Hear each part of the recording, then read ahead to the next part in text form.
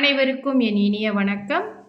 தன்னாலாவது அல்லது முன்னோர்களாவது தானம் கொடுத்திருப்பார்கள் இல்லையா? அந்த பொருட்களை எக்காரணத்தை கொண்டும் நம்ம திரும்பவும் அபகரிக்கலாகாது.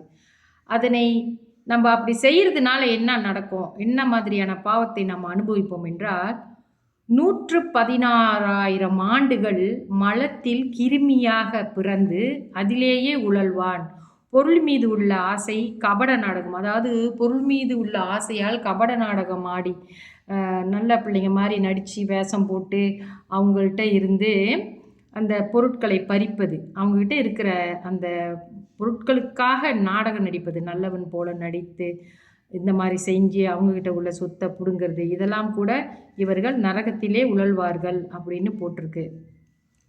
ஒரு இரும்பு பொடியையோ அல்லது கருங்கல் பொடியையோ விஷத்தையோ உண்டால் கூட சில சமயங்களில் ஜீரணம் அடைஞ்சிருமா.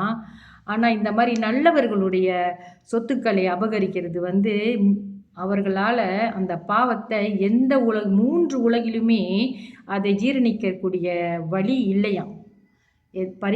பிராய்ச்சித்தமே கிடையாது அப்படின்னு போட்டிருக்கிறாங்க. தெய்வத்தின் பொருளை அபகரித்தாலும் வேதியர் பொருளை அபகரித்தாலும் அந்த வேதியர்களுக்கு உதவி செய்பவர்களுடைய பொருளை அவர்களை அவமதித்தாலும் இவர்களுக்கு எல்லாமே இவர்கள் குலமே நாசமடையும் அப்படின்னு போட்டிருக்காங்க. இதை நம்ம நல்லா புரிஞ்சுக்கணும்.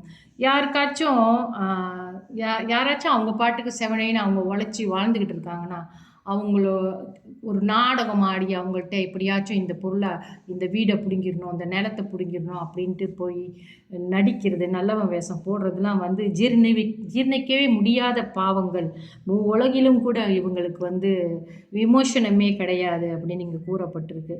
தெய்வத்தின் பொருளை அபகரிப்பது, அப்புறம் அந்த வேதியர்கள் இந்த பெரிய யாகம் இதெல்லாம் செய்கிறாங்க இல்லையா, இவர்களுக்கு போய் தொல்லை கொடுப்பது, அவர்கள் வைத்திருக்க பொருளை அபகரிப்பது, இதெல்லாம் நம்மளோட குலமே நாசமடையும் அப்படின்னு போட்டிருக்கு.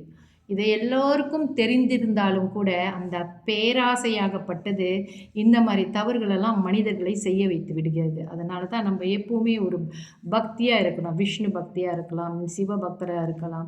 இந்த பக்தி என்ன செய்யணும்னா நம்மளோட நேர்வழிப்படுத்தும். ஒரு பாவத்தை சிந்தித்து பார்க்கக்கூடிய அளவிற்காச்சும் நம்மளோட மூளை வளர்ச்சி அடையும். இந்த பக்தியோட அருமை இதுதான்.